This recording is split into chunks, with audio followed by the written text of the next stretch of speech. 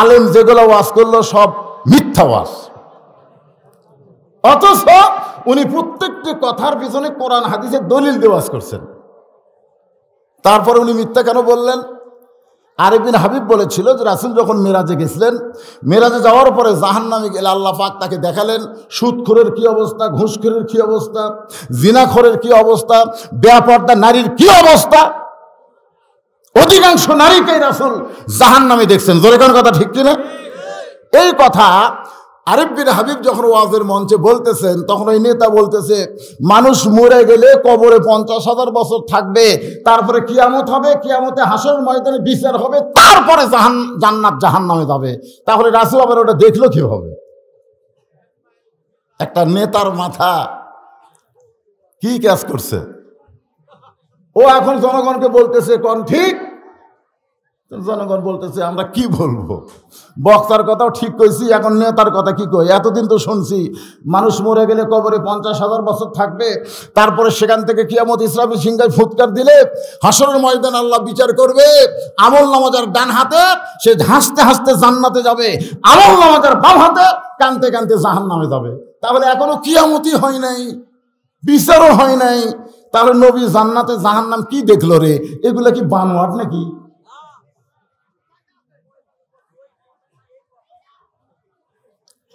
কি হয়েছে রে? কি হয়? কি হয় ওখানে? কি হয়েছে?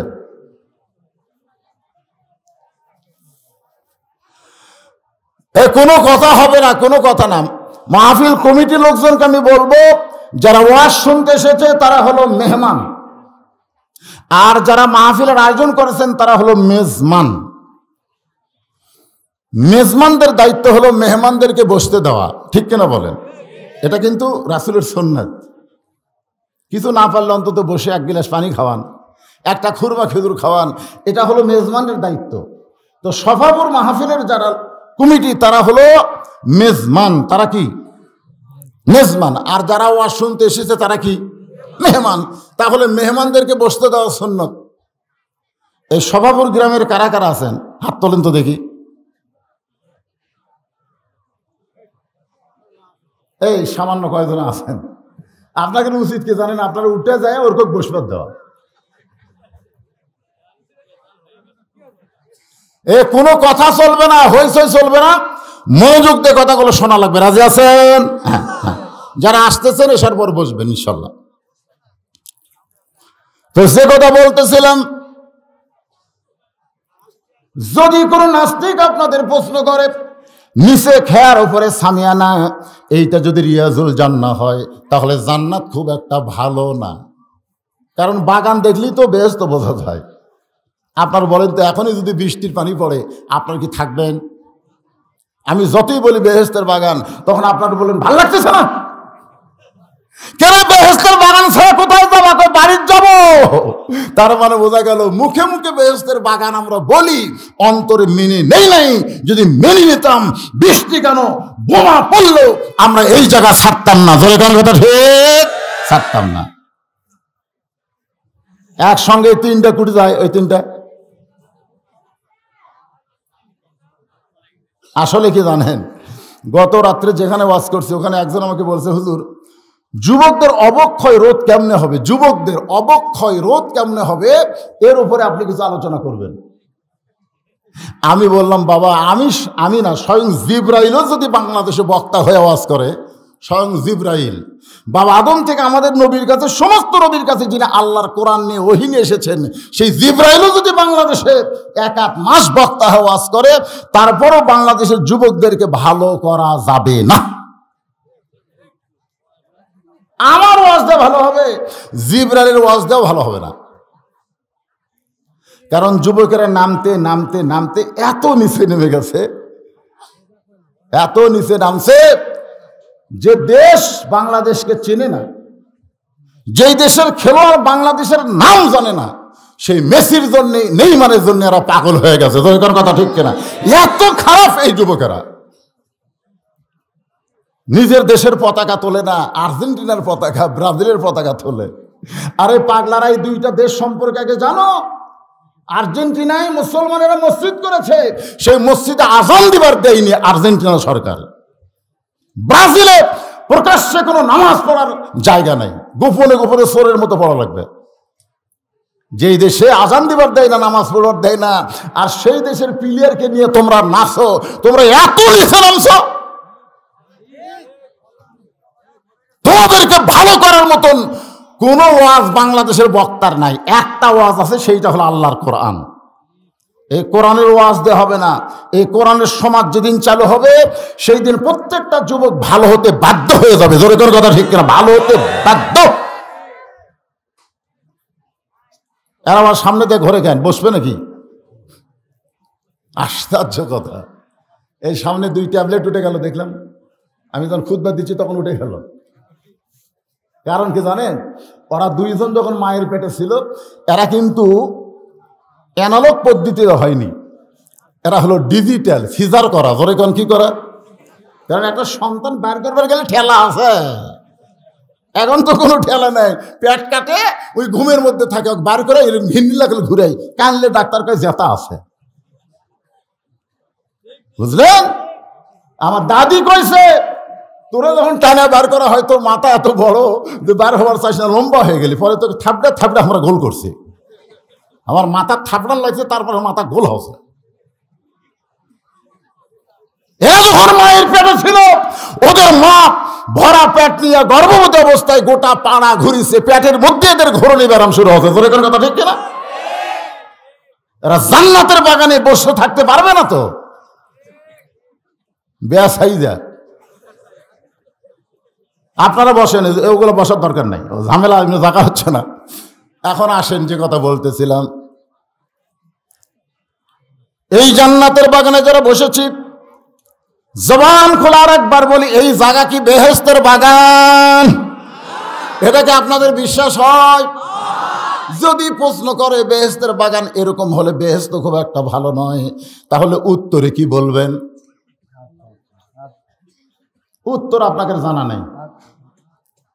নিঝুম মজুমদারের মতন নাস্তিকের পাল্লার যদি পড়েন, আমাদের বাংলাদেশে একটা নাস্তিক টকশো করে, আর একটা মোহাম্মদ আলী কোন এক উপজেলার চেয়ারম্যান, এই শালা হোম্বা দাড়ি, মাথার টুপি, টকশোতে ও কোনোদিন আলেমদের পক্ষে একটা কথা কয় না। আমি একদিন ওয়াজে বললাম, আমরা বহু হিন্দুকে মুসলমান হতে দেখেছি, আমরা বহু খ্রিস্টানকে মুসলমান হতে দেখেছি, আমি বহু ইহুদিকে মুসলমান হতে দেখেছি, কিন্তু মুনাফিককে কোনোদিন মুসলমান হতে দেখিনি। জোরে কোন কথা ঠিক কিনা? কারণ যারা মুনাফিক তারা মনে করে আমরা মুসলমান, অথচ আল্লাহ বলেছেন, অমিনান নাসি মান ইয়াকুলু আমান্না বিল্লাহি ওয়া বিল ইয়াউমিল আখিরি ওয়া মা হুম বিমুমিনিন। ওরা বলবে আমরা আল্লাহ বিশ্বাস করি, পরকালকে বিশ্বাস করি, আমরা নামাজ পড়ি, রোজা করি, হজ করি, যাকাত দেই। আল্লাহ বলেছেন ওয়া মা হুম বিমুমিনিন, তুই মুমিন হবার পারিসনি, তোর এগুলো দেখি হবে।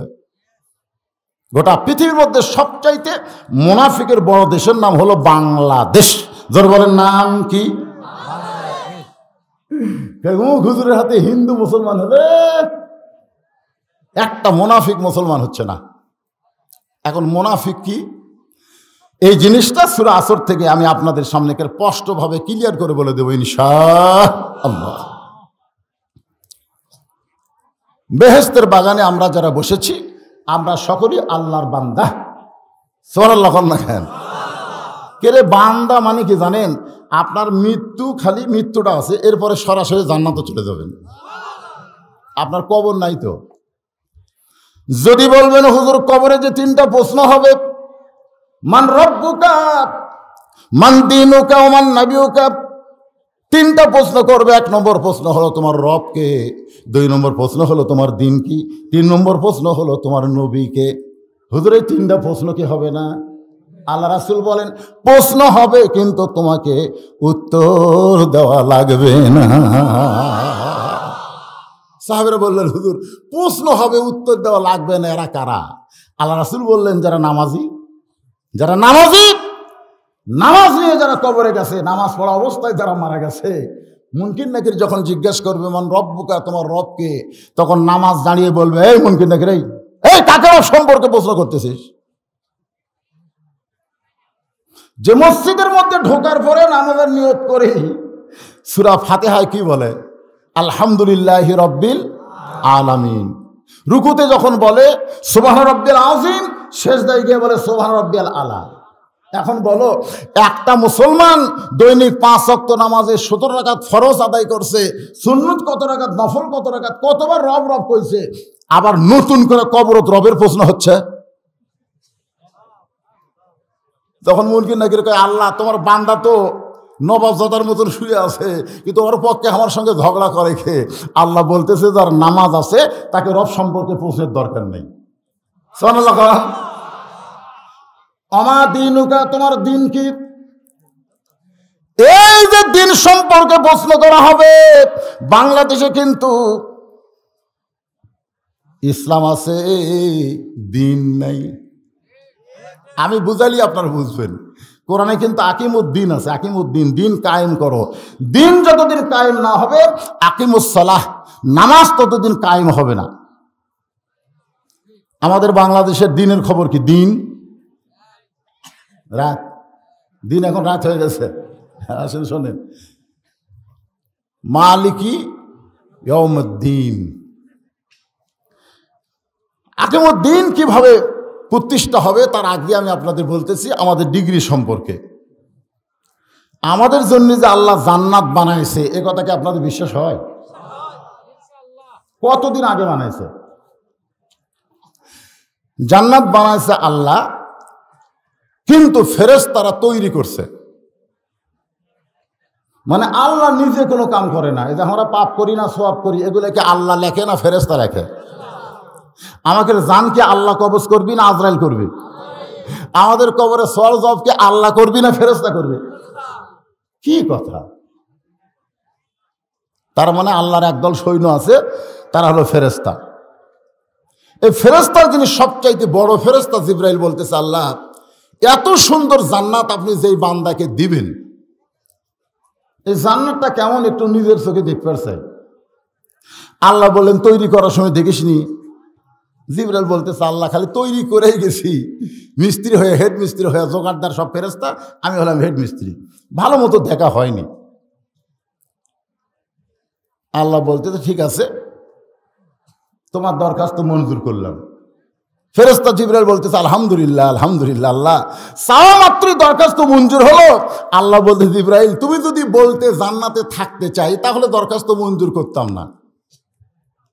কারণ তুমি চাইছো জান্নাত দেখবার চাই, দেখার সুযোগ হবে, কিন্তু থাকার জায়গা তোমার জান্নাতে নেই। সুবহানাল্লাহ হবেন না? ফেরেশতা জিবরাইল বলতেছে, আল্লাহ তো মারিফতের পেঁয়াজ হলো, দেখার সুযোগ হবে, থাকার জায়গা নাই। আল্লাহ বলতেছেন, দুনিয়া বাল তুসিরুনাল হায়াতাদ দুনিয়া ওয়াল আখিরাতু খায়রু ওয়া আবকা। আমি দুনিয়াতে যাদেরকে ক্ষণস্থায়ী জীবন দিয়েছি, এই ক্ষণস্থায়ী জীবন পাইয়া আমার গোলামি যারা করেছে, আমি আল্লাহ কেবলমাত্র তাদেরকে জান্নাতে থাকার জায়গা দিব। আপনারা বলেন তো, তারা কারা? আমরা আমরা মানুষ কথা না। আমি এতদিন জানতাম মানুষ উভয় লিঙ্গ, মানুষ শব্দটা হলো উভয় লিঙ্গ, আমি এতদিন তাই জানতাম। মানুষের মধ্যে পুরুষ মানুষ, মেয়ে মানুষ আছে না নাই? যেরকম আছে না নাই? আমার মাইকের সাউন্ড কি সবাই ঠিক মতো শুনতে পাচ্ছেন? তাহলে মানুষের মধ্যে উভয় লিঙ্গ, মানুষ শব্দটা কি লিঙ্গ? উভয় লিঙ্গ। আমি একদিন পুরুষ আর নারী নিয়ে ওয়াজ করতেছি, সাইড থেকে একজন বলতেছে, হুজুর 50 বছর পরে বাংলাদেশে নতুন একটা চেয়ারম্যান হচ্ছে, আপনি তাকে চেনেন? স্বাধীনতার পরে এরকম চেয়ারম্যান কেউ হয়নি, এইবারে হচ্ছে। আমি বললাম, কে ভাই? বলে হিজরা চেয়ারম্যান। হিজরা কোন লিঙ্গ?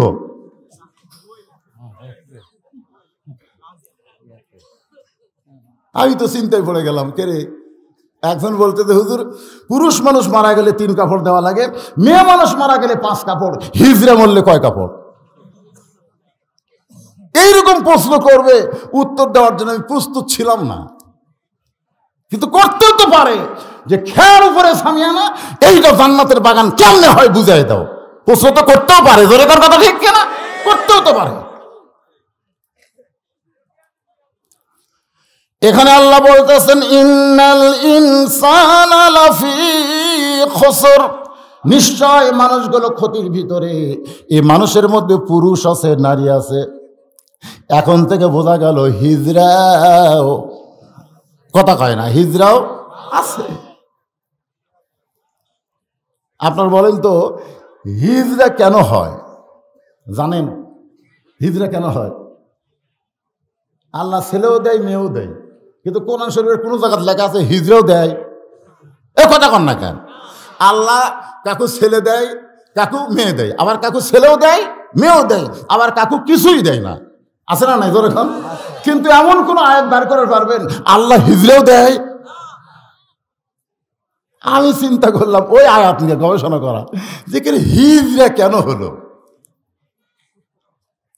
তখন আমি উত্তর পেয়ে গেছি। আজকে সেই নতুন উত্তরটা আপনাদের সামনে দিব, আপনারা শুনবেন। কারা কারা একটু আল্লাহ খাদ দেখেন তো দেখি, যারা শুনবেন। আরে নতুন ওয়াজ,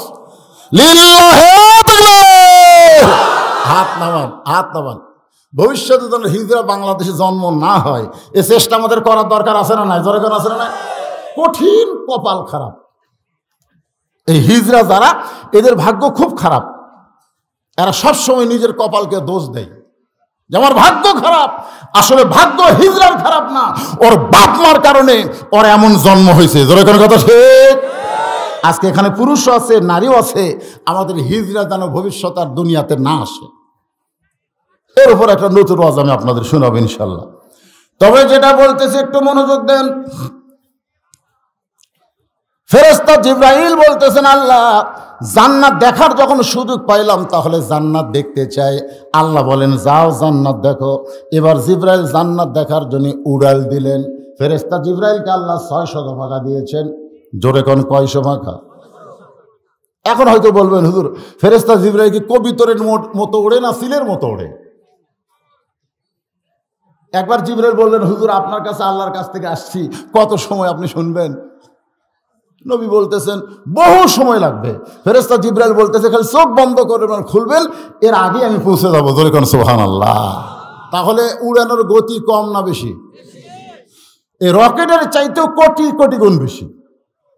আলোর চাইতে, যে আলো প্রতি ঘন্টায় ৮৬ লক্ষ বর্গমাইল, এর চাইতেও কোটি কোটি গুণ বেশি হলো জিবরাইলের গতি। জোরে কোন সুবহানাল্লাহ। সেই গতি নিয়ে জান্নাত দেখার জন্য উড়াল দিলেন। এই দুনিয়ার 1 বছর পর্যন্ত জান্নাত দেখলেন, জান্নাতের সীমানায় বুঝতে পারলেন না। ফেরেশতা জিবরাইল উড়াল দিয়ে জান্নাত দেখা বন্ধ করে বললেন আল্লাহ এত বড় জান্নাত দুনিয়ার 1 বছর ধরে দেখতেছি, এখন পর্যন্ত জান্নাতের সীমানায় যাওয়ার পারলাম না। আল্লাহ ডাকতে বলে জিবরাইল 1 বছর ধরে তুমি জান্নাত দেখলে, যদি জান্নাত হয় 16 আনা, তুমি সবে মাত্র দেখেছো তার 1 আনা। জান্নাত যদি হয় 16 আনা, তুমি দেখছো কয় আনা? ফেরেশতা জিবরাইল কয় আর দেখবো না। আল্লাহকে রাগ করছে নাকি? না, রাগ না, লাভ কি? ফেরেশতা জিবরাইল বলতেছে আর দেখবো না, লাভ কি? পরের জায়গা আমার দেখা লাভ কি?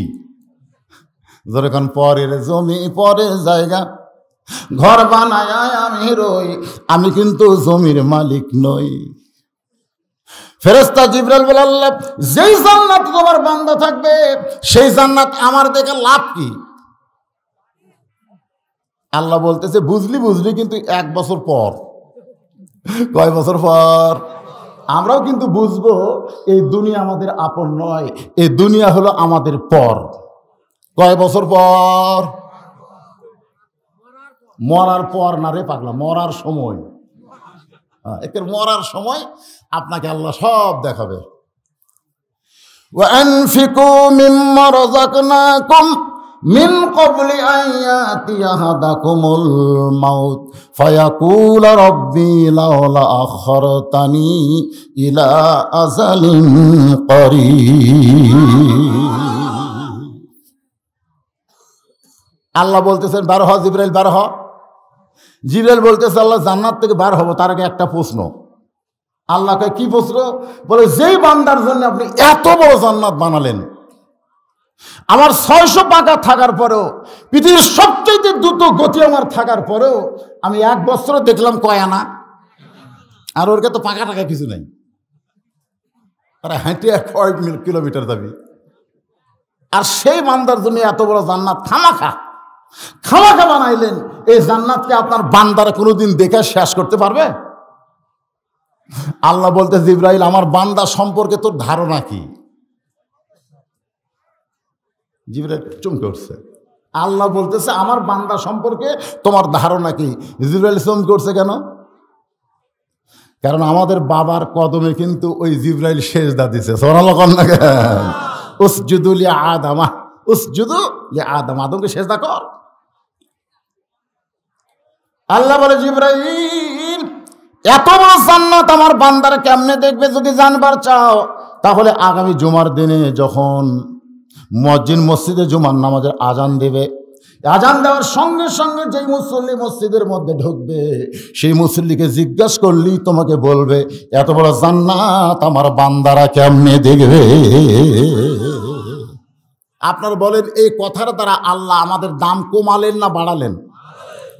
সেই বান্দাদেরকে আমি অন্তরের অন্তঃস্থল থেকে শুভেচ্ছা জ্ঞাপন করছি। আমার সম্মানিত মায়েরা, ফেরেশতা কিন্তু হাওয়াকে সেজদা করে নাই, আদমকে সেজদা করেছে। যেরকম ঠিক এ কথা কন না কেন? আচ্ছা, যখন আদমকে ফেরেশতারা সেজদা করছিল তখন হাওয়া কোথায় ছিল? ছিল ছিল কারণ দেখেন আল্লাহর কি কারসাজি, আদমের দেহের বাম পাজরের বাঁকা হাড় দিয়ে কিন্তু হাওয়া বানাচ্ছে। ধরে কোন কথা ঠিক কিনা? যদি অন্য কোনো জায়গা থেকে মাটিটা নিয়ে হাওয়ারে বানাইতো তাহলে কিন্তু সেজদার মধ্যে হাওয়া পড়তো না। কিন্তু রে বাবা, একটি গন্ধ মেরে লাগিয়া আল্লাহ বানাইছে দুনিয়া, আদম খাওলো হাওয়া খাইলো, ইবলিস শয়তান মনের আশা ফুরাইলো। এরকম গান আছে না? এরকম একটা গান আছে। একটা গন্ধমের জন্য আল্লাহ দুনিয়া বানায়নি ভাইজান।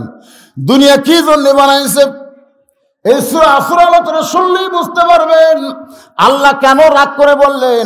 নিশ্চয় মানুষগুলো ক্ষতির ভিতরে। আল্লাহ কেন বললেন? কারণ আল্লাহ মানুষকে এত ভালোবাসেন, এই মানুষগুলো ক্ষতির মধ্যে পড়ুক এটা আমার আল্লাহ চায় না। কারণ আমাদের আদি পিতা আদমকে তৈরি করে আল্লাহ জান্নাতের মধ্যে রাখলেন। আদম জান্নাতের মধ্যে এই দুনিয়ার 40 দিন পর্যন্ত একা একা থাকলেন। এই দুনিয়ার 40 দিন পর্যন্ত একা একা থাকলেন। কোন তাফসীরের মধ্যে লেখছে 40 বছর, কোন তাফসীরে বলছে 4 বছর। দরকার নেই, আমরা সর্বনিম্ন দিন ধরবো 40 দিন। ধরে কোন কয় দিন? 40 দিন পর্যন্ত আমাদের বাবা কিন্তু একা একা জান্নাতে ছিল। যে 39 দিন সেই সময় আমাদের বাবার অন্তরে একটা বেদি ঢুকলো। সেই বেদিটা হলো একা একা কেন ভালো লাগে না, কোনো কাজে মন যেন বসে না, আমার কি হতে কি হয়ে গেল আমি নিজেও তো কিছু বুঝি না। আল্লাহু আলিমুম বিজাতিস সুদূর, অন্তরের খবর জানে কে? আরো জোরে বলেন। আদমকে আল্লাহ ঘুম দিলেন, ওই ঘুমের মধ্যে বাম পাজরের বাঁকা হাড় দিয়া আল্লাহ মা হাওয়াকে তৈরি করলেন। মা হাওয়াকে সৃষ্টি করার পরে দুইজনকে জান্নাতে থাকতে দিয়ে বললেন ওই গাছের কাছে যাইও না। আগে কিন্তু আল্লাহ বলে নাই, যখন হাওয়াকে তৈরি করেছে তারপরে কিন্তু আল্লাহ বলেছেন। যাই হোক, ওই জান্নাত থেকে দুনিয়াতে বের করে দিল একটা গন্ধম খাওয়ার অপরাধে। এই দুনিয়াতে যখন আদম আসলেন বাজানগো 350 বছর পর্যন্ত ওই আল্লাহর হুকুমকে না মানার ভুল অপরাধকে বিশ্বাস করে 350 বছর পর্যন্ত তিনি তওবা করলেন। ওই তওবাটা আল্লাহ আমাদের জন্য কোরআন শরীফে দিয়েছে। সকলে আমার সঙ্গে পড়েন, রব্বানা পড়েন, রব্বানা যালামনা আনফুসানা ওয়া ইল্লাম তাগফির লানা ওয়া তারহামনা লানাকুনান্না মিনাল খাসিরিন। মাশাআল্লাহ। এখন আসেন, সে আদমের সন্তান হচ্ছে আমরা মানুষ। আল্লাহ বললেন ইল্লাহ, খুব খেয়াল করবেন, ইল্লাহ দিয়ে আল্লাহ ইস্তেসনা করলেন। ইল্লার পরে যে 4টা কথা আছে, এই 4টা যাদের মধ্যে থাকবে তারা ক্ষতির মধ্যে পড়বে না। 1 নম্বর হচ্ছে, 1 নম্বর কি? আল্লাযীনা আমানু, যারা ঈমান গ্রহণ করেছে। আমার সামনে যত লোক বসে আছেন আমাদের সকলের ঈমান আছে না নাই?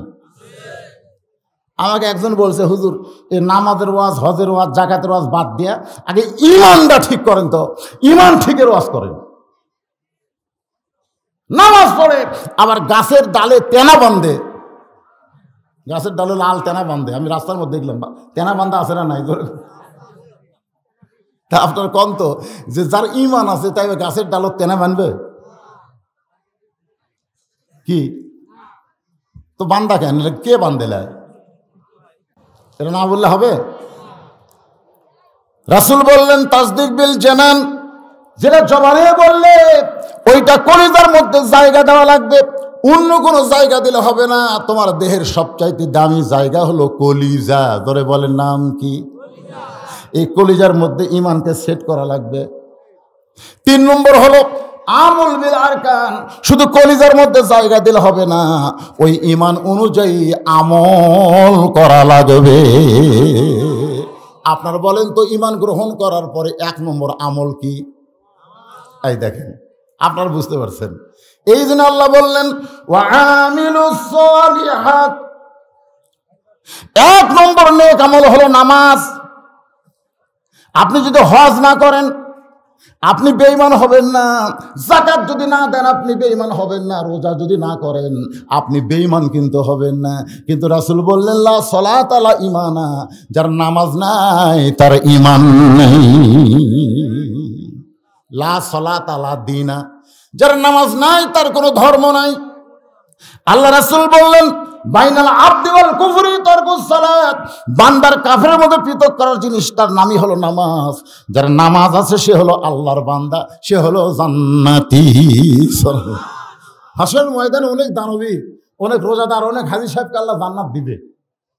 যাও তোমাদের নেক আমলের কারণে তোমাদের জান্নাত দিয়ে দিলাম। আর তখন দৌড়ে জান্নাতের কাছে যাবে, যাই দেখবে জান্নাতের দরজার বিশাল একটা তালা। তো বলবে আল্লাহ আপনি তো জান্নাত দিলেন কিন্তু দরজার তালা কেন? আল্লাহ কয় খোলো খোলো। তখন যারা নামাজ পড়েছে তাদের সবার হাতে একটা করে চাবি থাকবে, সুবহানাল্লাহ। কিন্তু কতক চাবি ওই তালার মধ্যে ঢুকবে ঠিকই, কিন্তু ঘুরবি না। মানে খালি জুম্মার নামাজ পড়ছে, এক খাঁচ কাটা আছে, বুঝলেন? এক খাঁচ, ওই এক খালি ঢুকবি ঠিকই, ঘুরবি না, ঢুকবি ঠিকই, ঘুরবি না। কত চাবি আবার ঘুরবে যারা 5 ওয়াক্ত নামাজ পড়েছে, 5টা দাগ কাটা আছে। ধরে কোন সুবহানাল্লাহ। এই জন্য দরজা লেখা আছে আসসালাতু মিফতাহুল জান্নাহ, নামাজ হচ্ছে বেহেশতের চাবি। ধরে কোন সুবহানাল্লাহ। এখন যুবকেরা, বাবা যুবকেরা, মেসি নেইমার নিয়ে যারা পাগলা হচ্ছে, এই যুবকেরা তোমরা তো সারা রাত জায়গায় ফুটবল খেলা দেখবা, তোমাকে যে সাইজ এখন তা শুরু করছে। আমার এই মাহফিলে আজকে অনেক যুবকের আছে, আমি আপনাদের বিবেকের আদালতে বিচার দিলাম। মাগরিব এশার নামাজ কারা কারা পড়ে আজকের ওয়াজ শুনতেছেন না? হাত তুলবার বলতেছেন। হাত তোলা একটা লজ্জাস্কর বিষয়। অনেকে হয়তো মাগরিব এশা পড়েনি। মাগরিব এশার নামাজ না পড়ে যারা ওয়াজ শুনতেছে, আপনাদের কি মনে হয় তারা কঠিন নামাজ? 5 ওয়াক্তের মধ্যে সবচাইতে কঠিন হলো ফজরের নামাজ। জোরে কোন কথা ঠিক কিনা? সবচাইতে কঠিন। এই যে পৌষ মাঘ মাসে ঠান্ডা পানিতে ওযু করে মসজিদের দিকে যখন কোনো মুসল্লি যাবে, ফেরেশতারা বলবে আল্লাহ তোমার বান্দা সালাতু খায়রুন নাম শোনার সঙ্গে সঙ্গে ল্যাপ তোষককে তালাক দিছে, লাথি মারছে, ল্যাপকে ঠেসে ধরে আরেকটু দেরি কর, আরেকটু দেরি কর, মারছে লাথি। ল্যাব 2 হাত পড়ে গেছে, ঠান্ডা পানিতে উজু করে তোর মসজিদে যায়। ফেরেশতাকে আল্লাহ এই বান্দার রেজাল্ট কি? আল্লাহ বলতেছে বাংলাদেশে যদি বদরের যুদ্ধে থাকতো ওকে আমি বদরের সৈনিক হিসাবে কবুল করে নিতাম। সুবহানাল্লাহ খালি কইলে হবে না, আগামী 23 সালে বদর যুদ্ধ আসতেছে। বর্তমান প্রধানমন্ত্রী বলেছে 23 সাল দুর্ভিক্ষ হবে। দুর্ভিক্ষ হবে না, 23 সালে কিছু একটা হবে। জোরে কর কথা ঠিক কিনা? এখন কি হবে এটা এখন বলা যাচ্ছে না, আপনাকে বিবেকের আদালতে বিচার দিলাম। একটু চিন্তা করবেন, যারা মাগরিব এশার নামাজ পড়েন নাই, ফজরের আগে যদি আপনারা মারা যান, যাবার পারেন কি পারেন না? পারেন কি পারেন না? যদি ফজরের আগে আপনারা মারাই যান, ও আমলে সলেহার উপরে কিন্তু ওয়াজ করতেছি বাজান। যদি মারা যান, দুনিয়ার কত হুজুর আপনার জন্য মোনাজাত করলে আপনি জান্নাতে যাবেন?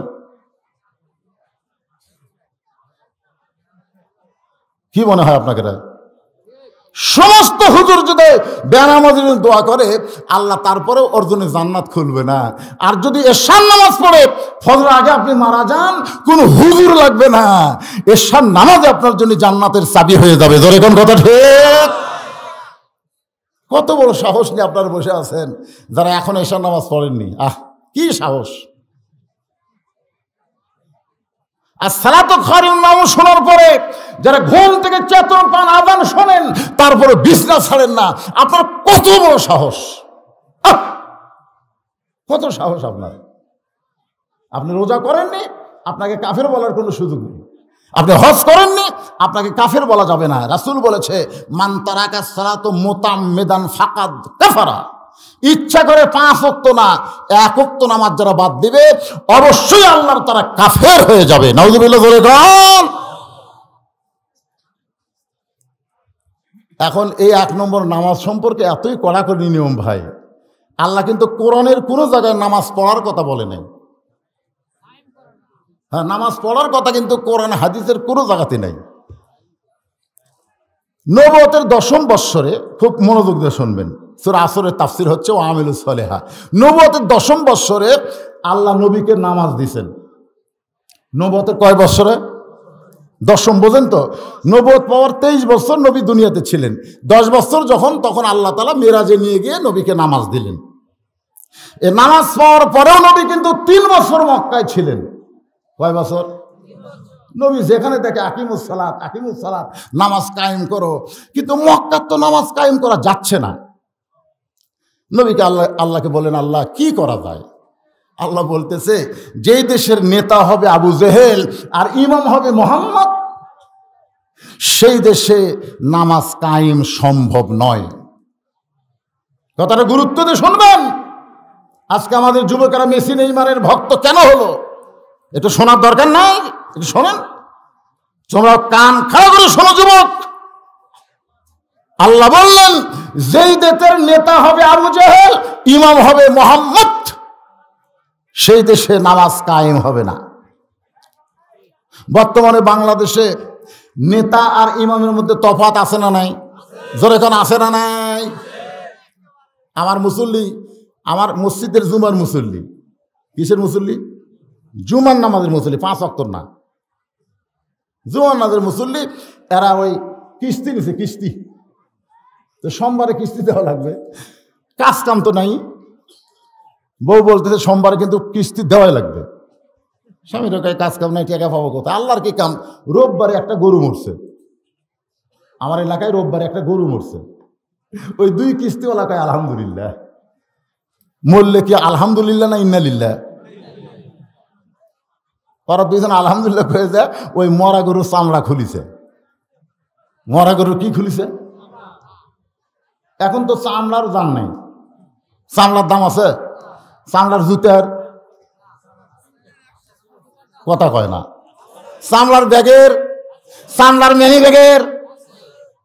আপনারা বলুন তো, চামড়ার দাম নাই, অথচ চামড়ার ব্যাগের দাম আছে, চামড়ার জুতার দাম আছে। এটা কি? আরে আমাদের বাংলাদেশের 3 দিকে যে একটা দেশ ঘিরে আছে, সেই দেশের নাম জানে? বর্তমান সরকার ক্ষমতায় আসার আগে যে সকল সরকার ছিল, তাদের সময় চামড়ার দাম কম ছিল না বেশি ছিল? কথা হক কথাটা জোরে বলবেন। ওয়াতাওয়াসাবিল হক, সূরা আসরের মধ্যে হক কথার কথা আছে না নাই? জোরে বলেন, দাম কম ছিল না বেশি ছিল? তেলের দাম কম ছিল না বেশি ছিল? গোস্তের দাম কম ছিল না বেশি ছিল?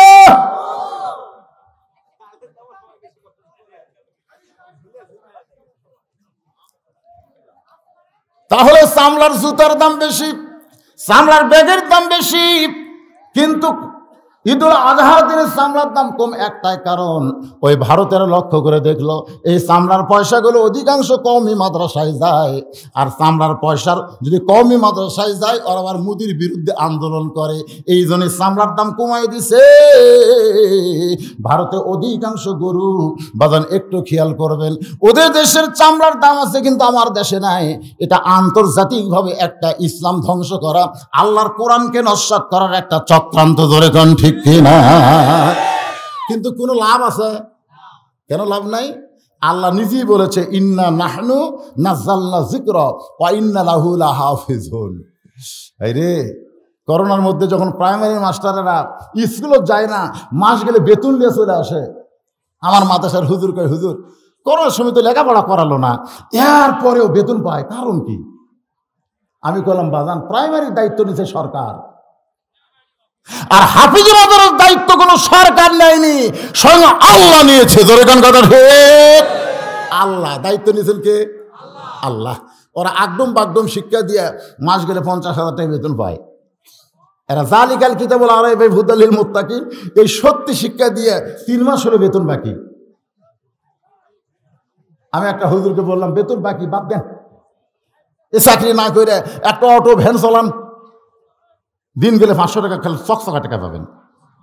তো আমার দিকে তাকায় চোখের পানি বের করে বলে হুজুর আল্লাহর কোরআনের মহব্বত সিনার মধ্যে এত বেশি যে বেতন না পাইলেও হাসি মুখে আমি আল্লাহর কোরআনকে ভালোবাসি। ধরে দেন সুবহানাল্লাহ। আল্লাহর বান্দার একটু মনোযোগ দিবেন। ওয়া আমিলুস সালিহা, নেক আমল বুঝাইতে গিয়ে আমি আপনাদের সামনে আলোচনা করতেছি, কিন্তু আমার মা বোনদেরকে ওরা থামাবার পারতেছে না। আপনারা থেমে গেছেন কিন্তু ওরা থামতেছে না, ওখান থাকলে হোট হোট শব্দ শোনা যাচ্ছে। তোর গান ঠিক কিনা? তার মানে কি এরা গরু ছাগলের চাইতেও খারাপ হয়ে গেছে। আমি মা বোনদের জন্য বলতেছি, মা আপনাদের জন্য 5টা মিনিট ওয়াজ করবো, একটু কান খাড়া করে শোনেন। কতগুলো মেয়ে মানুষ ফাতেমার সঙ্গে দেখা করবে, কতগুলো মেয়ে মানুষ নবীর মেয়ে ফাতেমার সঙ্গে দেখা করবে, কিন্তু বাড়ির কাছে গিয়ে দেখে দরজাখানা বন্ধ। বাড়ির দরজা কি বন্ধ? এখন দরজা বন্ধ থাকলে মেয়েরা ফাতেমার সঙ্গে দেখা করে কেমনে? তো লক্ষ্য করে দেখে ছোট্ট একটা বাচ্চা সামনে দৌড়াদৌড়ি করতেছে, খেলাধুলা করতেছে। একজন মেয়ে বাচ্চাকে ডাক দিলেন, বাবু এদিকে আসো তো। বাচ্চাটা দৌড়ে গিয়ে বলতেছে আসসালামু আলাইকুম। মেয়েরা সবাই চুম করছে, কে রে খুব ভদ্র তো। আমরা ডাক দিলাম বাবু এদিকে আসো তো, আর বাবু আমাদের কাছে আসসালামু আলাইকুম। তখন মেয়েদের মধ্যে একজন বলতেছে তোমার নাম কি? বলে আমার নাম হলো হোসাইন ইবনে আলী। সুবহানাল্লাহ, আমার নাম হলো হোসাইন ইবনে আলী। মেয়েরা বুঝতে পারল এইটাই ফাতেমার সন্তান হোসাইন। মেয়েরা হোসাইনকে আদর করতে চাইলো, হোসাইন তাদের আদর না নিয়ে বললেন আপনারা কি বলবেন বলেন। তখন হোসেনের বয়স মাত্র 4 বছর। ধরে কোন কয় বছর? 4 বছরের বাচ্চা খই ফোটার মতন বলতেছে কি বলবেন বলেন। মেয়েরা বলতেছে আমরা তোমার মায়ের সঙ্গে একটু দেখা করবার চাই, তুমি যদি তোমার মায়ের কাছে গিয়ে একটু অনুমতি নিয়ে আসতে পারো। সঙ্গে সঙ্গে হোসেন খেলাধুলা বাদ দিয়া ওই মেয়েদের কথা মতো মায়ের কাছে অনুমতি নেওয়ার জন্য রওনা দিলেন। সুবহানাল্লাহ। যে ঘর ডেঙ্গায়া ফাতেমার ঘরে যাওয়া লাগবে, কারণ ফাতেমা যেখানে আছে সেটা হলো অন্দর মহল। জোরে বলেন কি মহল? আল্লাহ কোরআনে বললেন অকরনা ফি বুয়ুতিকুন্না ওয়ালা তাবাররাজনা তাবাররুজাল জাহিলিয়াতিল উলা। জোরে কোন সুবহানাল্লাহ। মেয়েদের সম্পর্কে আল্লাহ এই আয়াত একেবারে নাজিল করে বলতেছে মেয়েরা অন্দর মহলে থাকো, অন্দর মহল। একবার ছাত্ররা ইমাম গাজ্জালিকে জিজ্ঞাসা করলেন অন্দরমহল কি? ইমাম গাজ্জালি বললেন অন্দরমহল মানে কবর। সমস্ত ছাত্র চমকে বলে কবর অন্দরমহলের সাথে কেমনে তুলনা হয়? ইমাম গাজ্জালি বললেন একটা মেয়ে মানুষ মারা গেলে যে সমস্ত পুরুষ মানুষ তার লাশ কবরে নামাতে পারবে কেবলমাত্র তারাই অন্দরমহলে ঢুকতে পারবে, অন্য কেউ অন্দরমহলে ঢোকার চান্স নাই। এখন আপনারা বলেন তো একটা মেয়ে মানুষ মারা গেলে কোন কোন পুরুষ তার লাশ ধরে কবরের মধ্যে নামাবার পারবে? পাইকারি হারে সবাই। তাহলে অন্দরমহলে কি পাইকারি হারে সবাই যাবার পারবে? ওখানে যাই হট করতেছে, উনি কি অন্দরমহলের লোক? না মনে করেন শালি যুবতী হার্ট অ্যাটাক করে মারা গেছে, এখন যুবক দুলাভাই যদি বলে আমার শালিকে আমি কলিজার মতন ভালোবাসি, মরে যখন গেছে লাশটা ধরে কবরে নামাবার চাই, আপনার বলেন তো দুলাভাইয়ের হাতে শালির লাশ দেবেন? কখন দেবেন? সমস্ত লোক এক বাক্যে বলবে শালি মারা গেলে লাশ স্পর্শ করা দুলাভাইয়ের জন্য হারাম।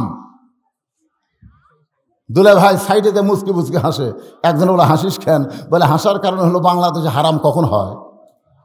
এই শালি যখন জীবিত ছিল আমি 500 টাকা দেইনি, আমার হাতের মধ্যে থেকে কামড় দিয়ে টাকা বের করলেছে, কামড় দিয়ে টাকা বের করলেছে, তখন একজনও হারাম কয়নি। তো জেতা থাকতে শালিক হুন্ডার বদলিয়ে কত ঘুরলাম, তখন কেউ হারাম করলো না। আর মরে গেলে লাশ স্পর্শ করা হারাম, এই দেশের নাম কি রে? বাংলাদেশে জীবিত অবস্থায় হারাম হয় না, মরে গেলে হারাম হয়। মরে গেলে 5 কাপড় দেয়, জোরে কোন কথা ঠিক কিনা? আমার এলাকার এক মরদ মানুষ তার বউকে ভাইস চেয়ারম্যানে দাঁড় করে দিছে, এই ভোট। ওই যার কাছে যাচ্ছে তার হাতটা ধরতে, ভাই এদিকে একটু হাতটা দেন তুমি।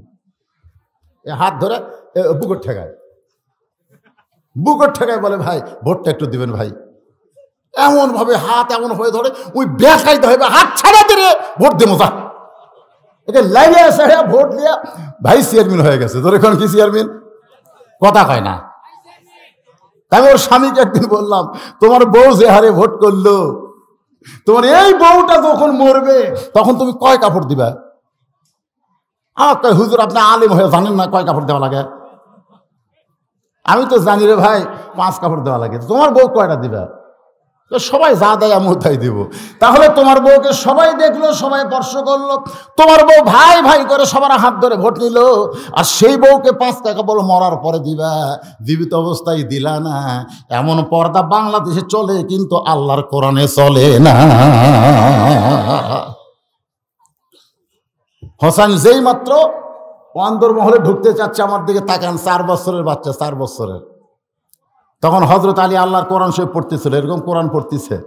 আপনারা যখন কোরআন পড়েন সরাসরি যোগাযোগ হবে কার সাথে? জোরে বলেন কার সাথে? জীবনে কোরআন স্পর্শ করে নাই, জীবনেও কোরআন এরকম হাত দিয়ে ধরেনি।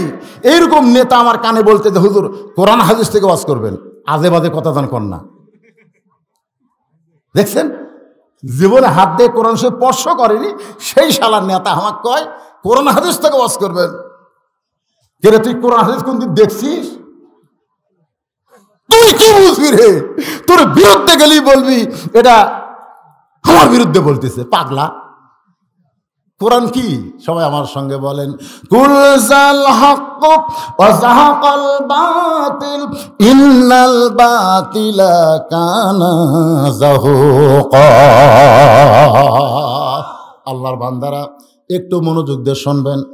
হঠাৎ কোরআন শরীফ তেলাওয়াত করতে করতে যেই মাত্র হোসেনকে দেখছে যে বাহির থেকে ছেলেটা দৌড়ে এসে মায়ের ঘরের দিকে যায়, খফ করে ওরা আটকায় দিয়েছে, থাম। হোসেন যেই থামছে, হেরে কোথায় যাস? হোসেন বলতেছে আব্বু কতগুলো মেয়ে মানুষ আমার মায়ের সঙ্গে একটু দেখা করবে, তো তারা অনুমতি চায়, আমার মা যদি ঢুকতে বলে তাহলে দরজা খুলে দেব। আলী বলতেছে ওই মেয়েরা তোর মায়ের সঙ্গে দেখা করার অনুমতি চাই, তা তোর বর্তমান তোর যে বয়স চলতেছে কয় বছর? হোসেন বলে বাবু আব্বা আপনি জানলেন, আমি তো জানি না। 4 বছর। 4 বছরের কোন ছেলে দৌড়ে সেই মায়ের ঘরে ঢোকা যাবে না, দরজা ব্রেক করে মায়ের অনুমতি নেওয়া লাগবে। কারণ 4 বছরের ছেলে সব বোঝে। আপনার কোন বোঝে কি বোঝে না, কথা কোন বোঝে কি বোঝে, সব বোঝে। মা যদি ঘরের মধ্যে মনে করছে গোটা ঘরে তোমার পর্দা, একটু গায়ের কাপড় ফেলে দিয়ে বসে আছে, এমন সময় যদি 4 বছরের বাচ্চা ঘরে ঢোকে, মা কিন্তু শুনতে উঠবে কি না। এই জন্য হযরত আলী বলতেছে হোসেন মেয়েদের যদি তোর মায়ের কাছে ঢোকার অনুমতি রাখে, তোর অনুমতি দরকার। তুই ঢুকবার পারবি কিনা আগে সেই অনুমতি লে। সুবহানাল্লাহ। এ মায়েরা শোনেন, বাবা যদি মেয়ের কাছে যাইতে চায়, মেয়ে যদি বড় হয়, মেয়ের অনুমতি ছাড়া বাবা মেয়ের ঘরে ঢুকতে পারবে না। ধরে কোন কথা ঠিক কি না? ছেলে যদি বড় হয়, মায়ের অনুমতি ছাড়া ছেলে মায়ের ঘরে ঢুকতে পারবে না। শুধু একজন ব্যক্তি ঢুকতে কোনো অনুমতি লাগবে না। আলী বলতেন হোসেন সেই ব্যক্তি হলাম আমি ঢুকতে কোনো অনুমতি লাগবে না, বরং তুই বস, আমি তোর মায়ের কাছে যাবার চাই। জোরে কোন সুবহানাল্লাহ। হোসেনকে বসে দিয়ে হযরত আলী এবার ফাতেমার কাছে অন্দরমহলের দরজায়, যেই মাত্র অন্দরমহলের দরজায় সঙ্গে সঙ্গে হযরত আলী তাকায় দেখে ঘরের ভিতরে ফাতেমা বাম হাতে এরকম জাঁতা ঘুরাচ্ছে আর ডান হাতে আল্লাহর কোরআন তেলাওয়াত করতেছে। বাম হাতে কি ঘুরাই? জাঁতা ঘুরাই, আর ডান হাতে আল্লাহর কোরআন তেলাওয়াত করতেছে। আলী আসমানের দিকে তাকায় বলতেছে, আল্লাহ আল্লাহ, তুমি আমার ঘরে সম্পদ দেওনি, তুমি আমার ঘরে ধন দৌলত দেওনি, কিন্তু এমন একজন বিবি পাইছি যে ভাঙ্গা ঘরের মধ্যে থাকার কারণে আমার ঘরটাই যেন জান্নাত হয়ে গেছে। জোরে কোন সুবহানাল্লাহ, সুবহানাল্লাহ। এটা কে বলতে পারে? আর আমরা ঘরের মধ্যে এসে ঢুকে দেখি জাঁতা ঘুরেন, কোরআন পড়া, হিন্দু করে স্টার জলসা, জি বাংলা বাঁচতেছে। তোর কোন কথা ঠিক করো। তখন আপনার বলা দরকার, আল্লাহ এটা কি দিল? আল্লাহ আমার দুনিয়ার জান্নাতকে তো জাহান্নাম বানায় দিয়েছে। ধরে কোন কথা ঠিক কিনা? আজকে অধিকাংশ বউয়ের কারণে আপনি জাহান্নামে যাবেন, অধিকাংশ বউ।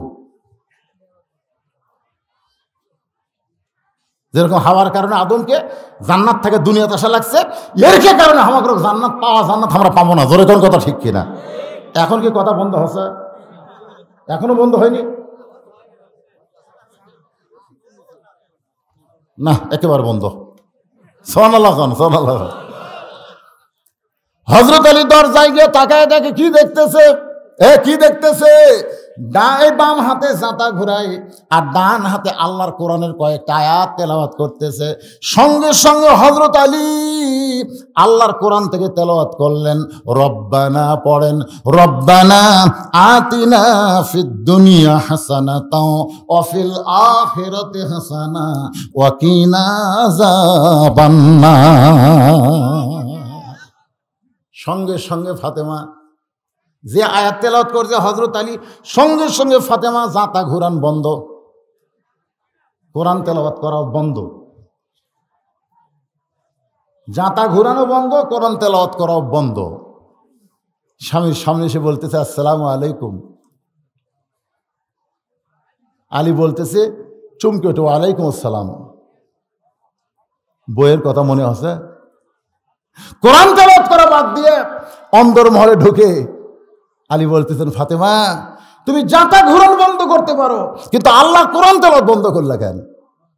ফাতেমা বলতেছে, স্বামী আমার বাবা আল্লাহ নবী বলেছেন, আল্লাহর পরে কাউকে যদি সেজদা দেওয়ার হুকুম থাকতো তাহলে প্রত্যেকটা বিবিকে বলতাম স্বামীর পায়ে সেজদা করো। এই কথার দ্বারা নবী বুঝাইলেন আল্লাহ ছাড়া কাউকে সেজদা দেওয়া যাবে না, কিন্তু একজন বিবির কাছে স্বামী হলেন আল্লাহর পরেই। জোরে কেন সুবহানাল্লাহ। বউ যদি নফল নামাজ পড়ে, শোনেন, বউ যদি নফল নামাজ পড়ে আর স্বামী যদি বউকে ডাকে রহিমা, সঙ্গে সঙ্গে নামাজ বাদ দিয়ে বলে, কি কোন, কি বলেন, কি জনাব, কি স্যার। হ্যাঁ, নামাজের থেকে উত্তর দেওয়া লাগবে নফল হলে। শুধু ফরজ নামাজ যদি নিয়ত করে তখন নামাজ কমপ্লিট করে তাড়াতাড়ি স্বামীর কাছে আসতে হবে, কিন্তু নফল সুন্নত যাই থাক এগুলো একটাও চলবি না, আগে স্বামীর ডাকের উত্তর দেওয়া লাগবে। কথা কন না একেবারে, আপনাদের পক্ষে ওয়াজ হচ্ছে তাও কথা কন না কেন?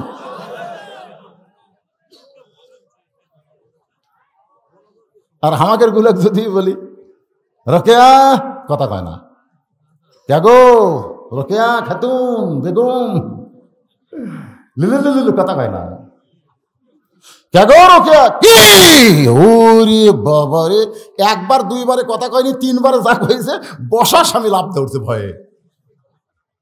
এত ডাকো কেন, আমার কাম নাই? কি কাম? বলে কাপড় খাসতেছি, তরকারি করতেছি, আমার কাম নাই?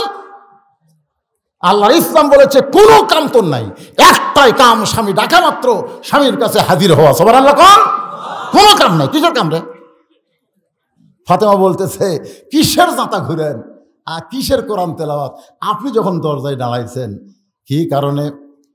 আলী বলতেছেন, ফাতেমা কোরআন তেলাওয়াত করতে করতে কোরআন বন্ধ করে তোমার কাছে আসার কারণ হলো হোসাইন। যে বলেছে হোসাইন, সঙ্গে সঙ্গে ফাতেমার গোটা দেহ থর থর করে কাঁপতেছে। আলী বলেন, ফাতেমা তোমার দেহ কাঁপে কেন?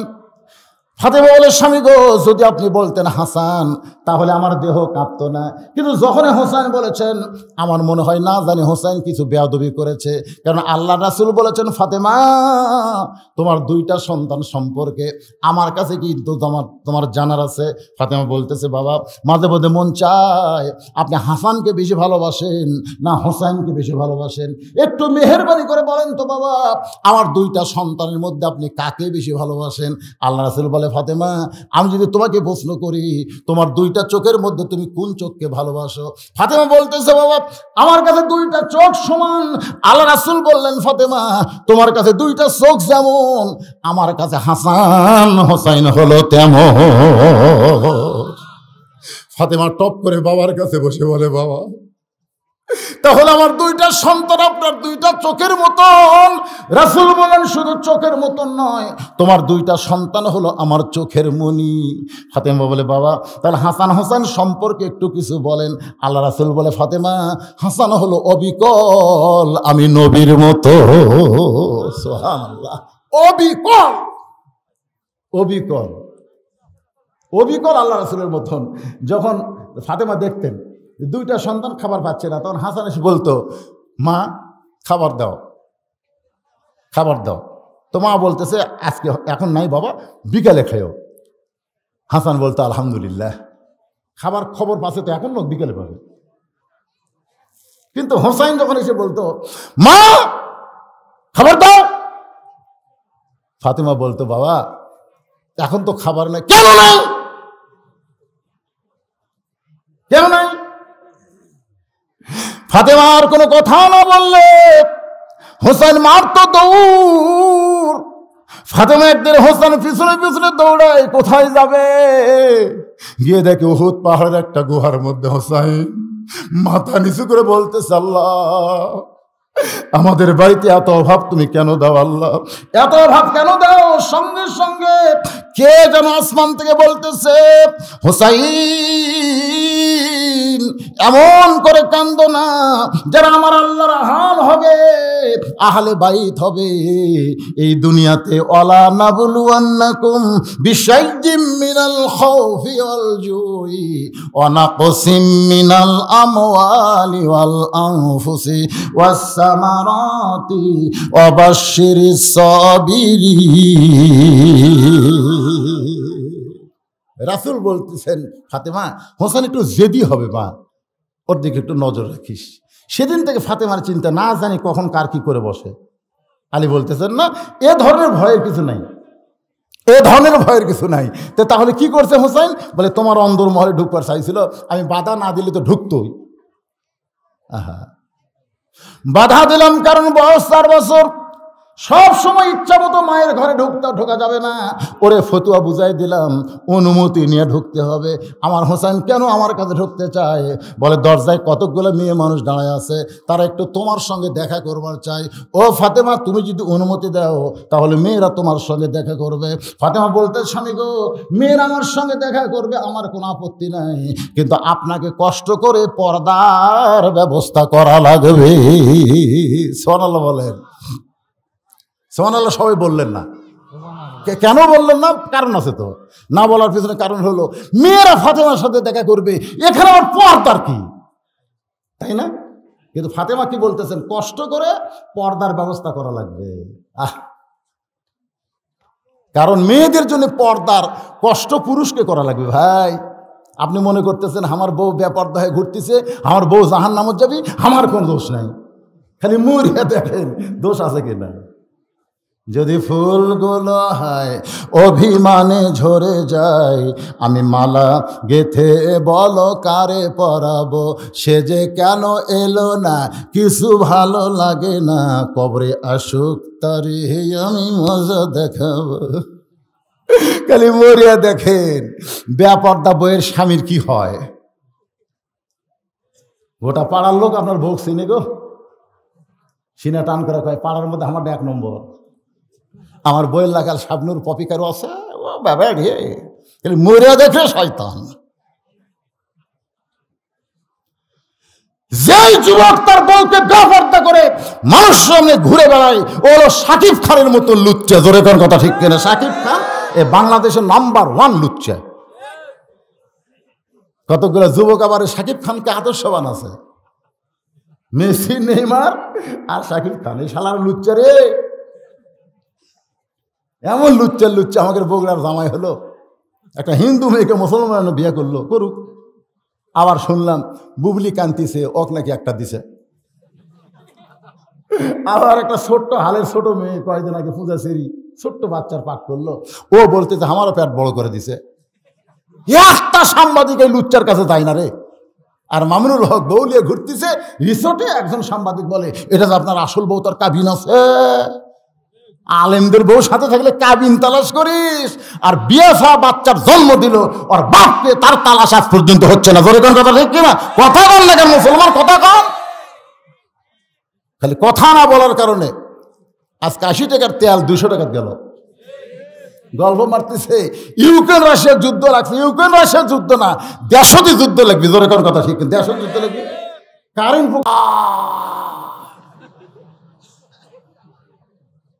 বেশি দূরে নয়, খাদ্যমন্ত্রী আপনাদের পাশেই বাড়ি। আমি এই মাসের 2 তারিখে ওনার একেবারে উপরে ওয়াজ করছি, মানে ওই বলদাহার ওনার বাসার সামনে ওয়াজ করছি। কি মন্ত্রী? আরো ধরে 90% মুসলমানের দেশে কারে মন্ত্রিত্ব দিতে হবে, কে মন্ত্রিত্ব নিবে? মুসলমান হিসেবে একটু চিন্তা করার দরকার আছে না নাই? আল্লাহর বান্দারা, নবী যখন মদিনার প্রেসিডেন্ট ছিলেন তখন নবীর 4টা মন্ত্রীর নাম বলি। একটা মন্ত্রী ধর্মমন্ত্রী আবু বকর, আইনমন্ত্রী হলেন হযরত উমর, খাদ্যমন্ত্রী অর্থমন্ত্রী হল ওসমান গনি, আর শিক্ষামন্ত্রী হলেন হযরত আলী। জোরে কোন সুবহানাল্লাহ। আপনার বলেন তো, যে 4টা মন্ত্রীর কথা বললাম দফতর অনুযায়ী ঠিক আছে না নাই? ধর্মমন্ত্রীকে আবু বকর, নামটা খেয়াল করবেন। আবু বকর কি মন্ত্রী? আইনমন্ত্রী। উমর, জোরে কোন আইনমন্ত্রী। অর্থমন্ত্রী, খাদ্যমন্ত্রী ওসমান গনি, আর শিক্ষামন্ত্রী হলেন হযরত আলী। দেখেন তো এই 4টা মন্ত্রী ঠিক আছে?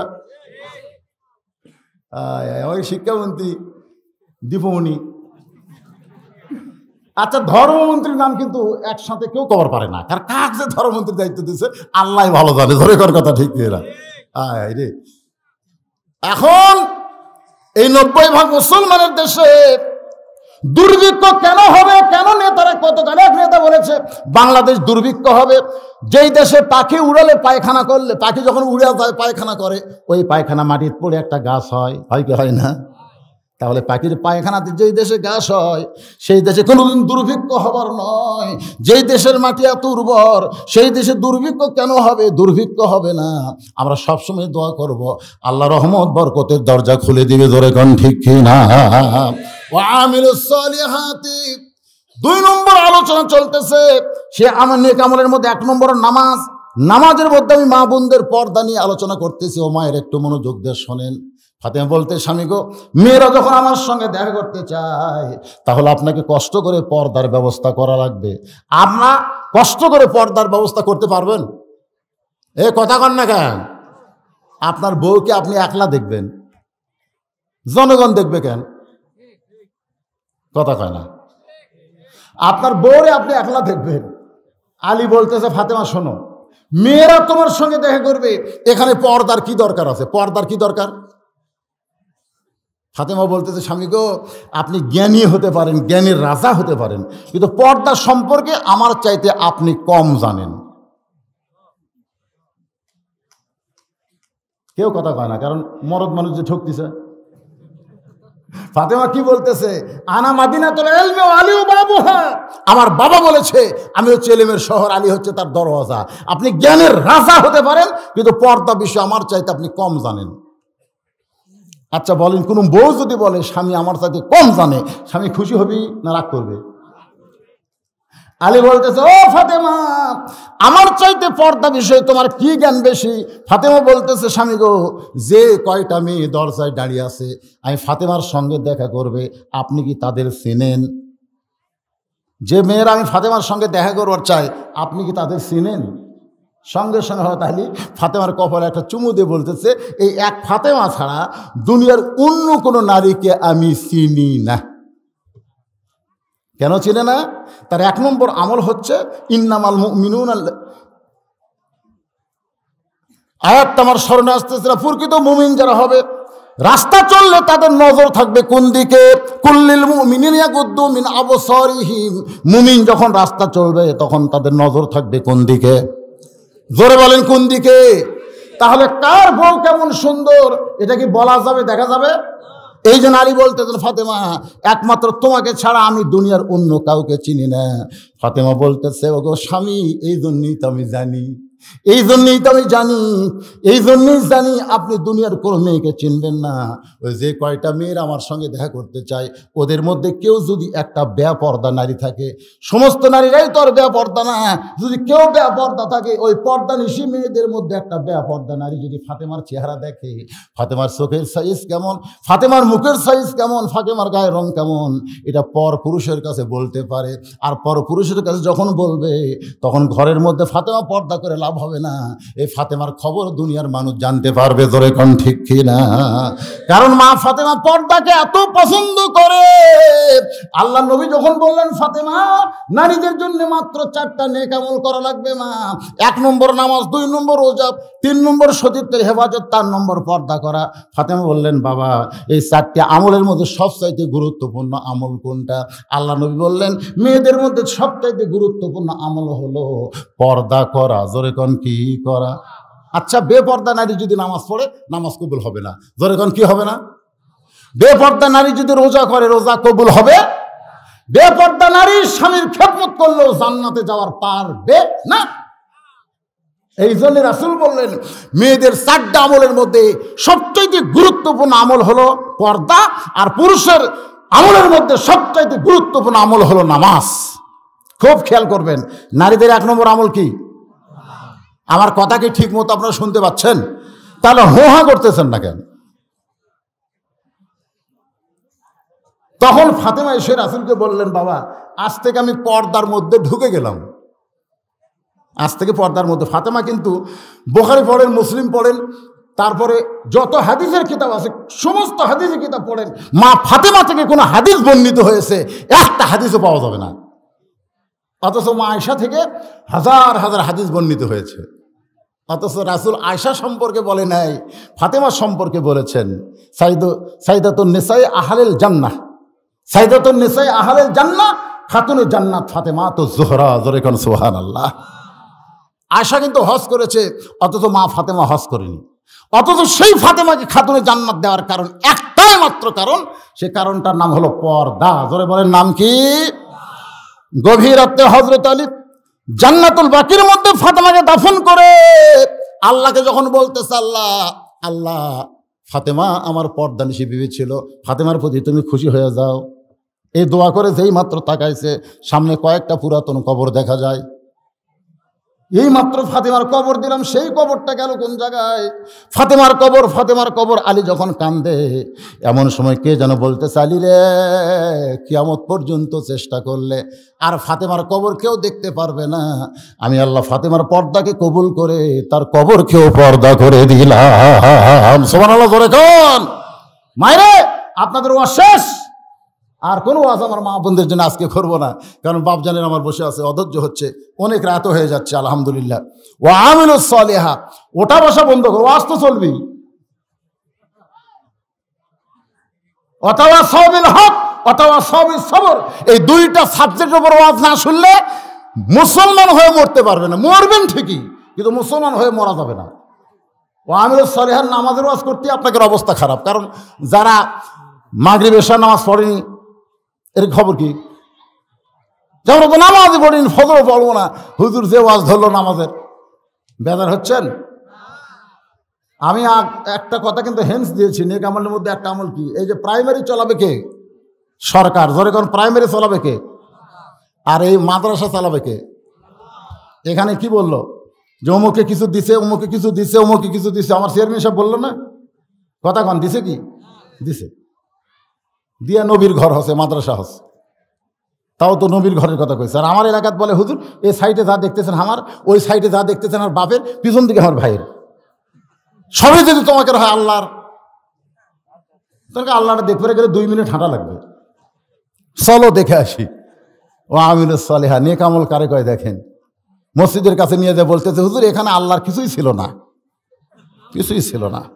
আমার চাচা এই 10 শতক আল্লাহ দান করছে, আর আমরা টাকা পয়সা দিয়ে মসজিদ করে দিছি। ফেরেশতাকে আল্লাহ, এটা কোন দেশ আল্লাহ, যেই দেশে তোমার কিছু নাই, ওর চাচা দান করলে তুমি পাও, ওরা টাকা পয়সাতে ঘর বানায় দেয়। আল্লাহ বলতেছে ওই দেশ হলো ফেরাউনের বাংলাদেশ। ওই দেশে আমি আল্লাহর চাইতে গরিব কেউ নাই। ওই দেশে একদম বাকদম ঘরম সাজে, ঢাকঢোল লোক ঝাঁঝর বাজে। এই মিথ্যা শিক্ষার জন্য সরকার হাজার হাজার কোটি টাকা বাজেট করে, জোরে কোন কথা ঠিক কিনা? আর জালিকাল কিতাবুল লা রাইবা ফিহি হুদাল লিল মুত্তাকিন, যে কোরআনের মধ্যে কোনো ধোঁকা নাই, সন্দেহ নাই, গোজামিল নাই, সেই কোরআন শিক্ষার জন্য বর্তমান সরকার 1 টাকাও বাজেট করে না। তাহলে কি বুঝতেছেন? আপনারা বলেন তাহলে কি বুঝতেছেন? এই মাদ্রাসাগুলো কে চালাবে, সরকার না আপনারা? জনগণ আল্লাহর পক্ষ থেকে যারা এই জান্নাতের বাগানে জায়গা পাচ্ছে সবাই না, ওই বাইরের সাইডে যারা আছে ওরা না। মুরগির টলে যে কটা ডিম থাকে ওই ডিমেরই বাচ্চা হয়, ওই ডিমেরই বাচ্চা হয়। দিছে ডিম 12টা, বাচ্চা হতো 9টা। কিন্তু 12টা দিলাম, 9টার বাচ্চা হলো, আর 3টার হলো না কেন? এক বুদ্ধিজীবী বলতেছে ওই 9টা মুরগির বুকের তলে ছিল বলে বাচ্চা হয়েছে, আর ওই 3টা খালি সাইড মারছে, ওই 3টা খালি সাইড মারছে, বাচ্চা হবি না, ভেজা খাওয়া যাবি না, সিদ্ধ হবি না, ওই পচে গেছে। জোরে কোন কথা ঠিক কিনা? এই সামিরের তলে যারা আছেন আপনারাই হলেন ইমানওয়ালা আল্লাহওয়ালা বান্দা। সুবহানাল্লাহ, জোরে কোন না কেন? টাকা দেওয়ার ভয়ে। আর যারা সাইড মারতেছে ওরা কাজা ডিম, ও আর শুনবে ঠিকই, কাম হবে না। এই চৌহদ্দির মধ্যে যারা আছেন আমি তাদের কাছে বলবো, এই কোরআনকে পৃথিবীর বুকে বাংলার জমিনে টিকায় রাখতে গেলে কোরআনের মাদ্রাসার দিকে আমাদের নজর দেওয়ার দরকার আছে না নাই? জোরে কান আছে না নাই? ভাইরে, অসুস্থ মানুষ, অসুস্থ, এটা মিথ্যা কথা না, অসুস্থ মানুষ। তারপর আমি এসেছি কারণ এই মহাদেবপুর, এই নওগাঁয় আমার অসংখ্য মাহফিল। ডাক্তার বলেছে, হুজুর আপাতত ওয়াজ বন্ধ করে দেন, কারণ রক্তের যে পানির পরিমাণ সেটা এত কমে গেছে, যার গোটা দেহ ঘাও হয়ে গেছে, কথা বলতে বলতে জড়তা আসতেছে। অসুস্থ মানুষ, তারপরও আমি এসেছি কারণ পরের মাহফিল আসলে এই মাহফিল আবার ধরবে, হুজুর আমাকে এটা বাদ দিয়ে আসেন কেন? মানুষ তো বোঝে না, কারণ বক্তা হওয়ার পরে যে কি বিপদে পড়ছি। এরা খালি কয় আমাকে শোভাটা হয়ে হুজুর মরুক রে, সবাই দোয়া করে আমাকে শোভাটা হয়ে মরুক, আমাকে শোবার আগে যেন আজরাইল না আসে। কথাটা বুঝলেন না? এটা কিন্তু অভিশপ্ত জীবন বক্তাকের জন্যে। ওয়াজ একই মাহফিলে বহুদিন আমি দেখছি, আমার মাহফিলে লোক খালি বাড়ে, বাড়ে কি বাড়ে না? আজকে 2-1টা লোক উঠে যাচ্ছে, কারণ কি? অসুস্থ মানুষ, কথা ঠিক মতো টান দিয়ে বলতে পারতেছি না। ওরা বলতেছে বলতেছি ঠিকই আছে, কিন্তু ওয়াজ তো ঠিক হচ্ছে না। আর অসুস্থ রে পাগল, আমি যে এসে 2 মিনিট কথা বলবো সে শক্তি তো আমার নাই। আমাকে আল্লাহ বলাচ্ছে সূরা আসর থেকে, আমি বলতেছি অতাওয়াসাবিল হক অতাওয়াসাবিস সবর, এই 2টা বিষয়ের উপরে আমি কিছু কথা বলবো।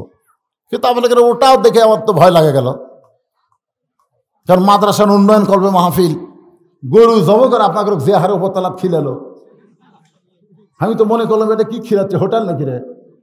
চেয়ারম্যান সাহেব বলতেছে না, ফ্রি খাওয়ান। তো ফ্রি খাওয়ানোর কিন্তু ঠেলা আছে। শেখ সাদি রহমতুল্লাহ আলাই এক হোটেল দেখবার গিয়ে দেয়, দেখে মানুষ খালি ঢুকতেছে কিন্তু বাইর হয় না। শেখ সাদি চিন্তায় পড়ে গেল, কত বড় হোটেলটি যে খালি সমানে ঢোকে, বার হয় না কেন?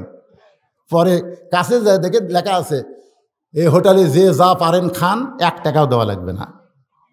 শেখ সাদি ভাবতেছে মাশাআল্লাহ, তাই তো লোক সমানে ঢুকতেছে কিন্তু বার হয় না কেন? তো উনি আর ওখানে থাকলেন না, উনি হোটেল ঘুরে আরেক দরজার যায়, দেখেন ওখানে লেখা আছে পিটন খাওয়ার দরজা। ধরে কোন কি খাওয়ার দরজা? পিটন খাওয়ার দরজা। যেই লোকগুলো ঢুকতেছে ওরা পিটন খাওয়ার দরজা কেউ দেখেনি, খালি ফ্রি খাওয়ার দরজা থেকে সমানে ঢুকে যা ইচ্ছা তাই খাচ্ছে, গোস্ত মাছ যা পাচ্ছে সমানে খাচ্ছে। কিন্তু খাওয়ার পরে বের হওয়ার দরজা একটা দারোয়ান খাড়া আছে, দারোয়ান বের হওয়ার সময় আর এইরকম ঘাট ধরে এক চর মারে, ঘিন্নি লাগে, ঘুরতে ঘুরতে ঘুরতে ঘুরতে ঘুরতে যা খাইছে সব বমি করে। শেখ সাদি কইল লাভ কি হলো? পেট ভরে খাইলো, চর খায় বমি করলো, লাভটা কি হলো? লাভটা মার খাওয়া হলো। আল্লাহ শেখ সাদি একবার ফ্রি খাওয়ার দরজা, একবার পিটন খাওয়ার দরজা, এই 2 দরজা দেখতে দেখতে এক সময় তার পেটে ক্ষুধা লাগছে। পেটে কি লাগছে? ক্ষুধা লাগছে। এবার ফ্রি খাওয়ার দরজা দিয়ে ঢুকতেছে, আর মনে মনে ভাবতেছে আমি একলা ঢুকবো না, আমার সঙ্গে আমার নবীকে নিয়ে ঢুকবো। সুবহানাল্লাহ। আচ্ছা তুমি শেখ সাদি, তোমার কত আগে নবী চলে গেছে, তুমি সেই নবীরে কোথায় পাবা? শেখ সাদি বলতেছে, আমি খাওয়ার আগে ক্ষুধাকে 3 ভাগ করব। কয় ভাগ? 1 ভাগ খাদ্য খামো, 1 ভাগ পানি পান করবো, আর 1 ভাগ ফাঁকা খামো। যতই দারোয়ান চল মারুক, যতই দারোয়ান চল মারুক, চরের ঘুরুনিতে হয়তো ফাঁকা জায়গা পুরা হবি, বমি হবি না। এই নিয়তে শেখ সাদি হোটেলের মধ্যে ঢুকে দেখে মাছ গোস্ত সবই চলে আইছে মুখের সামনে। শেখ সাদি দেখতেছে কোনো দস্তরখানার ব্যবস্থা নাই, ও নিজেই এই রুমাল দিয়ে এরকম দস্তরখানা বানায়া আল্লাহুম্মা বারিক লানা ফিমা রাযাকতানা ওয়া কিনা আযাবান নার, বিসমিল্লাহ আলা বারাকাতিল্লাহ বলে ডান দিক থেকে শুরু করছে ছোট গাছ কম করে খাওয়া। খাওয়া যখন কমপ্লিট হয়েছে, পিটন খাওয়ার দরজার দিকে শেখ সাদি যাচ্ছে। এমন সময় হোটেলের এক বয় এসে হাত ধরে বলতেছে, হুজুর আপনি কোথায় যান? বলে দরজাই তো দুটা, একটা ফ্রি খাওয়া ঢোকা আর একটা বার হওয়া পিটন খাওয়া। তখন না হুজুর আর একটা দরজা আছে, সেই দরজা হলো পুরস্কারের দরজা। সেই দরজা হলো পুরস্কারের দরজা। এখন পর্যন্ত সে দরজা কেউ যাওয়ার পারেনি, আপনি প্রথম, চলেন। মালিক ডাকতেছে। শেখ সাদি দেখে দরজা হোটেলের মালিক 2 চৌতে খালি দর দর করে পানি পড়তেছে। চেয়ার ছেড়ে এসে বুকের মধ্যে নিয়ে বলতেছে, ওগো আল্লাহর ওলি, আপনি কে গো? আপনি কে? আজ কয়েকদিন হল দেখতেছি শত শত মানুষ খাচ্ছে, কিন্তু নবীর উম্মত একটাও না, নবীর সুন্নাতকেও আমল করে না, কাফের বেঈমানের চরিত্র অনুযায়ী সমানে খায়। ফ্রি খাওয়া দেখে একেবারে লল্লি পর্যন্ত খাচ্ছে। আপনাকেই প্রথম দেখলাম আপনি খাবার বসেও নবীকে ভুলে যান নাই। আমার নবীর সেই নেক আমলটা আপনি আমল করেছেন।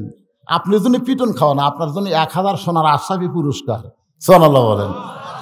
আজকে কোরআনের মাহফিলে যারা এসেছি, এক দরজা দিয়ে ঢুকলাম জান্নাতের বাগানে, আর এক দরজা দিয়ে ঢুকবো জান্নাতের ভিতরে। আমরা 2টা দরজা দেখতে পাই, কিন্তু যদি এখান থেকে খালি খালি আমরা ফেরত যাই, তাহলে আল্লাহ কিন্তু আমাদেরকে অবশ্যই ধরবে। ধরে কোন কথা ঠিক কিনা? আমি যে আয়াতে কারিমা পড়লাম, সেই তার কারিমের অর্থ হলো, মৃত্যু যখন তোমাদের সামনে আসবে, এসে বলবে আর তোমার সময় নাই, তখন আপনি কি বলবেন? ওয়ানফিকু মিম্মা রাযাকনাকুম মিন ক্বাবলি আন ইয়াতিয়াকুমুল মাউত ফায়াকুল রাব্বি লাউলা আখখারতানি ইলা আজালিন করিব। সবচাইতে বড় নেক আমল শোনেন, এই নেক আমলটা শোনেন। ওয়া আমিলুস সালিহাত, নেক আমলটা শোনেন। কি জানে? সবচাইতে বড় নেক আমল হলো আমার যা আছে সেখান থেকে আল্লাহকে কিছু দেওয়া। এটা কি আমল? কথা কয় না। মসজিদের মধ্যে যায়, নামাজের সামনে কাতারে বসে, দান বাক্স যখন মুখের আগে আসে, তখন বাম হাতে মারে ঠেলা, এক ঠেলায় 4-5 জন পার হয়ে যায়। ওরা 4-5 জন খুশি হয়ে যায়, রে তোর হাতত বল আছে রে। কিন্তু দেখবেন কেউ আবার দান বাক্স ধরে আবার পকেট থেকে বের করে ওর মধ্যে সেদ্ধে ঢুকিয়ে দেয়। কেউ আবার টাকা না দিয়ে ফেললো, দান বাক্স মহব্বত করে আরেকজনের সামনে দেয়। ফেরেশতা কয় আল্লাহ, একজন কিছু দিল, একজন তো ভদ্রতা করে দান বাক্স আরেকজনের মুখের সামনে দিল, কিন্তু এই শালা শয়তান বাম হাতে চ্যাঙ্গা মারলো, চোঁচো করে চলে গেল। এর পরিচয় কি? তো সামনে কাতার, এর পরিচয় কি? আল্লাহ বলতেছে দান বাক্স ঠেলা মারেনি তো, ওই জান্নাত ঠেলা মারছে।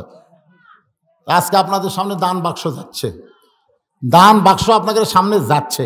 আপনার ঠেলা দেবেন না পকেট থেকে কিছু বাইর করে দিবেন, সেটা আপনাদের দায়িত্ব। ঠেলা দেবেন কারা কারা? হাত তোলেন। এই দান বাক্স কারা কারা ঠেলা মারবেন? হাত তোলেন। দেখে হাত তুলতেছেন না কি করতেছেন? এখন করাই ধরে না। কে রে মাদ্রাসার ছাত্ররা কোথায় রে? এই দান বাক্স ব্যাগ রুমাল নিয়ে ভিতরে যাও, 10, 20, 50, 100 যে যা পারেন আল্লাহর রাস্তায় নবীর মাদ্রাসায় দান করবেন। অনেকে আছেন হুজুর আমি 10, 20, 50-এর মধ্যে নেই, আমি 500, 1000। আমি তাদেরকে বলবো আপনারা 500, 1000 টাকা এখানে